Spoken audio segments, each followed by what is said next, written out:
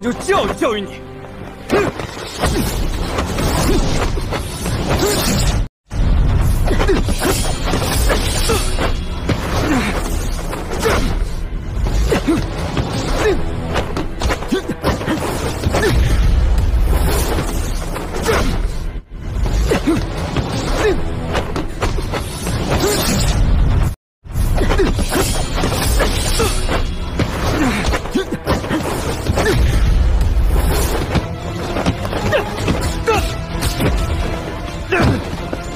小子，今天你死定了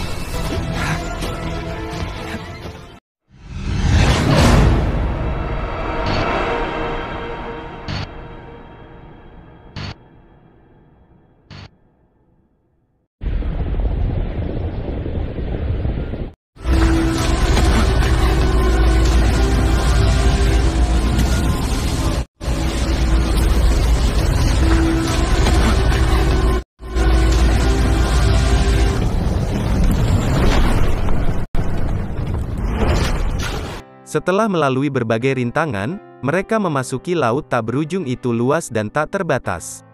Saat ini mereka berpisah selama pelarian, orang-orang seperti gadis berpakaian ungu dan anak laki-laki berambut hijau secara khusus diurus oleh para pelayan dewa. Mereka dilindungi oleh artefak berharga saat mereka bergerak dengan kecepatan tinggi. Mari kita berkumpul di laut tempat sarang Kun Peng berada. Kita akan berpisah, tidak ada jalan lain. Mereka semua berpisah dan berlari jauh ke laut terlarang. Saat ini, kelangsungan hidup adalah satu-satunya hal yang lebih penting. Beberapa jam kemudian, di suatu tempat jauh di laut, tim berkumpul kembali. Tidak ada yang mengatakan sepatah kata pun, dan mereka semua tampak sedih. Ekspedisi untuk menemukan sisa-sisa ini benar-benar dimulai dengan sangat buruk. Mungkin ini pertanda buruk? Bagaimana ini bisa terjadi? Semua orang mengerutkan kening, takut gagal. Perjalanan ini akan sangat sulit. Sisa-sisa Kun Peng mungkin tumpang tindih dengan medan perang kuno. Setiap kali muncul, air ini akan menjadi lautan iblis. Di masa lalu, makhluk suci kuno telah berebut supremasi di sini bersama para dewa laut. Mereka mungkin juga berjuang untuk kekuatan suci ini. Meski Si Hao gelisah, hanya sejumlah kecil makhluk laut yang muncul, tetapi konsekuensinya mengerikan, dan keganasannya tidak kurang dari gurun.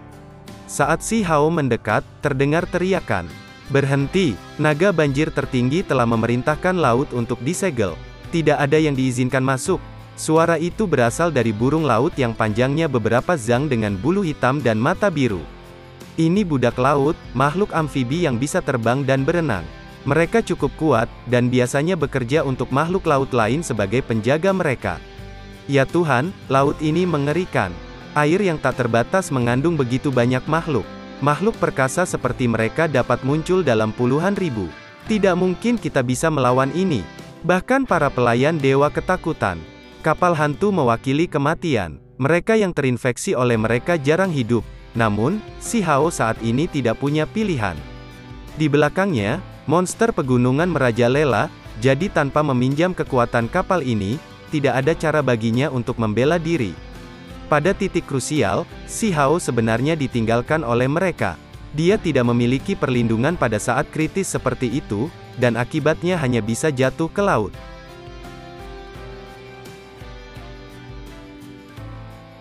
Apa artinya ini? Sebuah kapal hantu yang telah melayang dari zaman kuno sampai sekarang sebenarnya memiliki sejarah seperti ini. Mungkinkah ada semacam makna tersembunyi? Segera setelah itu, dia merasakan gelombang ketakutan. Pelat kertas bisa menyusut lebih jauh, sehingga badan aslinya bisa menjadi lebih kecil. Sementara itu, noda darah dan sidik jari ini tidak terlalu besar. Saat si kecil melihat dengan hati-hati, ini seharusnya ditinggalkan oleh tangan ramping seperti seorang wanita. Apakah ini seharusnya seperti pesan dalam botol? Sebuah adegan muncul di benaknya. Seorang wanita sedang membuat perahu kertas satu demi satu, melepaskannya setelah dia selesai. Namun, perahu-perahu ini tidak pernah hancur, mengambang sejak zaman kuno hingga sekarang, menjadi kapal hantu. Seberapa kuat sebenarnya wanita ini? Ini terlalu menakutkan. Pesan yang dia tinggalkan sangat mengejutkan. Apa ada maksud tersembunyi di balik kata-kata itu? Apakah ini pengingat untuk seluruh dunia, atau apakah itu permintaan bantuan? Apakah ini tempat dia melepaskan perahu kertas? Semakin dia memikirkannya, semakin dia merasa terganggu. Beberapa saat kemudian, banyak makhluk berteriak kaget. Semua spesies, terlepas dari yang darat atau air, bergidik di tempat kejadian. Mereka tahu siapa yang akan datang, dan makhluk itu adalah makhluk paling kuat di wilayahnya. Reputasi naga Elderfloat bisa mengguncang laut ini. Dia setan kuno, juga penguasa suatu wilayah. Bahkan makhluk dari Pulau Dewa Laut harus menunjukkan rasa hormat. Si burung pipit yang menelan surga, itu masih hidup? Si Hao terkejut. Matanya terbuka lebar saat dia menatap burung itu dengan kebencian dan kemarahan. Itu terkait langsung dengan penghancuran Heaven Mending Pavilion. Seandainya Kyongki tidak datang, pohon anggur surgawi tidak akan bertarung sampai mati, dan sekte lain tidak akan berani menyerang mereka. Meskipun kakek hantu memotong sayap dan cakarnya dalam pertarungan, burung pipit itu jelas selamat dari cedera dan melarikan diri dari tempat kejadian. Tiba-tiba, tebing kuno itu bersinar, seolah-olah sedang merespons sesuatu. Lingkaran riak emas menyebar darinya dan melebar dengan lembut ke udara. The Heaven Swallowing Sparrow berteriak kaget. Bulu-bulunya mulai berkibar tertiup angin, dan darah menetes keluar. Itu dengan cepat bergegas ke udara, bergegas ke kejauhan sambil bergidik parah. Pada saat yang sama, naga banjir abu-abu tenggelam ke laut, meninggalkan pusaran air besar dan jejak darah di belakang. Itu juga melarikan diri setelah mengalami penindasan yang sama mengerikannya. Kamu belum mati, kata pemuda berambut hijau. Setelah diundang untuk bepergian bersama dan saling membantu, dia dikejutkan oleh orang-orang ini. Bagaimana mungkin tidak ada niat membunuh di balik tatapan dingin si Hao? Diam. Gadis berpakaian ungu berbicara, mencaci maki pemuda berambut hijau itu. Dia sangat tidak puas dengan kata-kata dan tindakannya. Jika bukan karena si Hao menyerang kapal hantu pada saat yang genting, kita mungkin sudah mati di lautan lepas. Namun sekarang, kau mempersilit, Yun Si, kamu melampaui batasmu. Perhatikan bagaimana Anda berbicara kepada saya. Pemuda berambut hijau berbicara dengan ekspresi tidak menyenangkan. Ketika gadis berpakaian ungu mendengar apa yang dikatakan, dia dengan dingin mendengus tanpa memperhatikannya. Baik. King Yun terlalu impulsif, melakukan beberapa hal yang berlebihan. Namun, dia bisa menebusnya untukmu di masa depan. Dia pasti harus sedikit menderita dan menyerahkan sesuatu yang berharga. Yin Sui juga berbicara, saya hanya tertarik pada darahnya. Ras macam apa yang dia miliki? Saya ingin tahu apakah efek obatnya kuat. Si Hao berbicara, mata King Yun melotot, dan sedikit tawa dingin menggantung di bibirnya. Apakah kalian melihat sekarang? Bukan manusia ini tidak peduli dengan undanganmu, dia bahkan ingin membunuhku. Para pelayan surgawi menghela nafas, mengetahui bahwa situasi ini tidak dapat diselamatkan. Mengapa kalian harus membuang waktu untuk mengundangnya? Nada dan sikap ini membuat orang lain tidak mungkin tidak marah. Dia menyarankan agar mereka menangkap si Hao dan memaksanya untuk membuka jalan itu. Merayaplah dan terima kematianmu. Si Hao berkata kepadanya. Ekspresi King Yun tiba-tiba menjadi lebih dingin saat dia berkata, kami mungkin belum tentu menggunakanmu. Rumor mengatakan bahwa sarang Kun Peng telah sepenuhnya muncul, terbuka dengan sendirinya, jadi tidak memerlukan beberapa metode khusus untuk membukanya. Tolong jangan terlalu banyak berjuang. Akan sangat disayangkan jika kami menjadi sedikit ceroboh dan mengambil nyawamu. Sangat berisik. Jika Anda memiliki kekuatan maka merangkak saja. Tangkap dia. King Yun berbicara, menyuruh pelayan tua di sampingnya untuk pindah.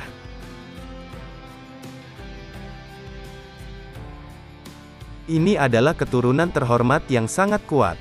Dia melayani sebagai pelayan surgawi di dalam pegunungan surgawi, dan setelah berubah menjadi bentuk manusia, tampak sangat tua dengan rambut yang tergerai tipis. Namun, matanya seperti dua lentera saat dia melangkah maju untuk menekan si Hao. Berpura-pura kuat di depanku, mata si Hao jernih saat dia meledak dengan kekuatan surgawi.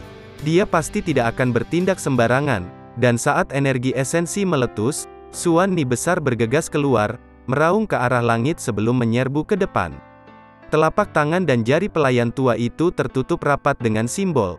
Meskipun kultivasinya dibatasi, serangan yang memekakkan telinga ini masih pada tingkat kekuatan yang tinggi di dalam ranah transformasi roh.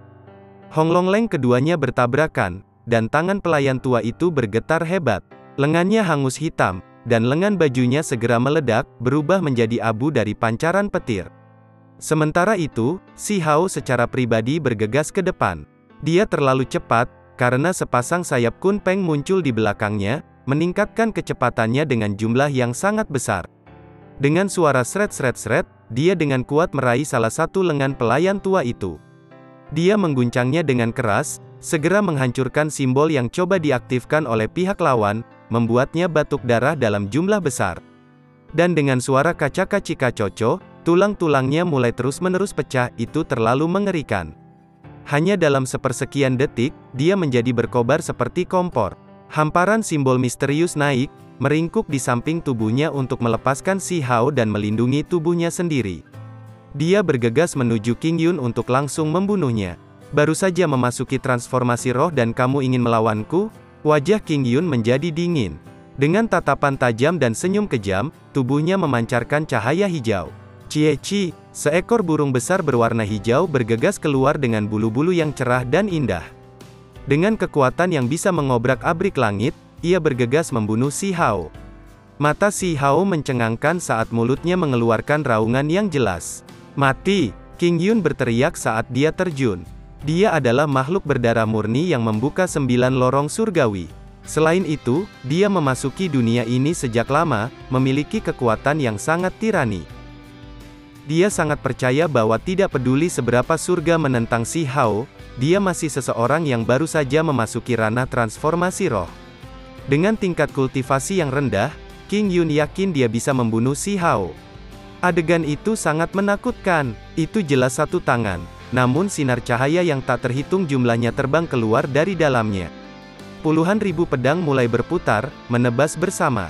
Pedang Qi yang tak terbatas menebas semuanya, dan bahkan Xi Hao dengan tubuhnya yang sangat kuat merasa seolah-olah niat membunuh bisa membuatnya berdarah. Honglong klepek-klepek, gelombang besar bergegas menuju langit saat badan air hitam melonjak di belakang Xi Hao. Seekor ikan besar muncul, ini adalah bentuk air Kunpeng, dan kekuatannya meningkat berkali-kali lipat di sini. Ikan besar itu menunjukkan kekuatannya, seolah-olah berada pada levelnya sendiri. Itu menyapu kehampaan, menghancurkan banyak pedang. Tubuhnya sendiri ditusuk oleh beberapa pedang hijau suci, menyebabkan darah mengalir keluar. Cukup, aku akan mengambil nyawamu. Pemuda berambut hijau itu berteriak. Muridnya menembakkan 2 piringan cahaya bulan hijau. Itu adalah 2 sungai berbintang yang tercipta dari simbol. Bintang-bintang berkumpul menjadi satu, membuat dunia ini tampak seperti sedang diciptakan kembali. Energi berkobar agresif di sekelilingnya saat dia tiba-tiba melompat dan menghentakkan kakinya ke arah tengkorak Xi Hao. Tidak hanya memiliki kekuatan yang kuat, bahkan metodenya juga luar biasa. Meskipun dia sangat mendominasi secara normal, dia hampir tidak akan pernah menghadapi kesulitan karena aset ini. Qing Yun ingin mengakhiri ini sesegera mungkin, jadi dia mulai menggunakan kemampuan bawaan rasnya. Segera setelah itu, dia melayang ke langit, menginjak-injak kepala Xi Hao. Sret-sret. Namun, Xi Hao pada saat ini, 10 bagian surgawinya muncul, berisi kekuatan surgawi transformasi roh di dalamnya. Mereka menggambar lingkaran cahaya yang berkembang, saat semua melihat ini. Apa? Semua orang mulai berteriak ketakutan, dan bahkan Yun Xi yang berpakaian ungu pun tercengang, menatap ke arah itu. Mengapa mereka terhubung bersama? Yin Sui juga berteriak pelan. Wajah cantiknya penuh dengan keheranan. 10 lorong surgawi muncul di sekitar Xi Hao, terhubung bersama dan membentuk cincin surgawi abadi. Itu benar-benar memungkinkan dia untuk menghancurkan 2 sungai berbintang seolah-olah itu adalah tanaman rambat yang busuk. Tubuh Qing Yun di udara bisa melihat situasi ini dengan jelas, pikirannya mulai bergetar. Anak yang beberapa tahun lebih muda darinya ini terlalu tangguh. Bagaimana dia melakukan ini? Itu terlalu mengejutkan. Xi Hao berdiri di dalam cincin surgawi seperti dewa tertinggi. Saat ini Xi Hao menghindari kaki yang diarahkan ke wajahnya dan meraih pergelangan kakinya. Setelah itu, dia mengambil kesempatan untuk bergerak. Dengan suara honglong leng, dia langsung menabrakkan lawannya ke tangga batu seolah-olah dia adalah orang-orangan sawah. Qing Yun berteriak sedih saat darah menyembur keluar dari mulut dan hidungnya. Wajahnya langsung bertemu dengan tangga batu, rasa sakit yang luar biasa seperti ini benar-benar tak tertahankan. Si Hao memanfaatkan setiap momen, jelas tidak mau melepaskannya. Dia memutar tangannya lagi, menggunakan seluruh kekuatannya untuk menghancurkan King Yun di tangga batu itu. Jangankan King Yun, bahkan orang-orang yang menonton pun bisa merasakan sakitnya. Hidung pemuda berambut hijau itu hancur, langsung tenggelam. Wajahnya benar-benar cacat. Namun, si Hao tidak menyia-nyiakan kesempatan ini. Dia mengambil inisiatif sekali lagi untuk menghancurkannya ke tanah, menghancurkan tulang-tulangnya dan menyebarkan simbol-simbol itu. Pada saat yang sama, kedua tangannya meraih kaki pemuda berambut hijau itu sementara satu kaki mengunci kaki lainnya. Dia mulai dengan ganas merobek semua yang dia miliki.